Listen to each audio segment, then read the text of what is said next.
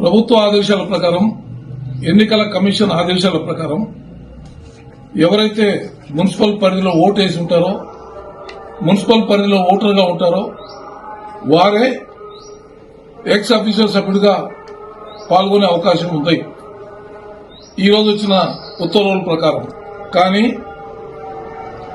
MLC మొన్న జరిగిన ఎన్నికల్లో మున్సిపల్ ఎన్నికల్లో పాల్గొలేదు.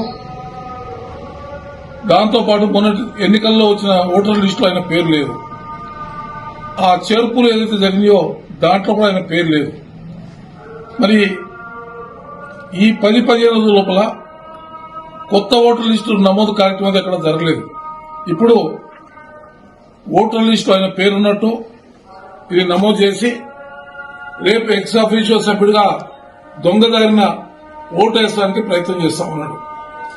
కాబట్టి కలెక్టర్ గారు, ఎన్నికల కమిషన్ అందరూ కూడా దీన్ని పూర్తిగా ఎంక్వైరీ చేసి ఇతను ఎక్స్ అఫీషియో సభ్యుడిగా పాల్గొనే అర్హత లేదు ఇతనికి.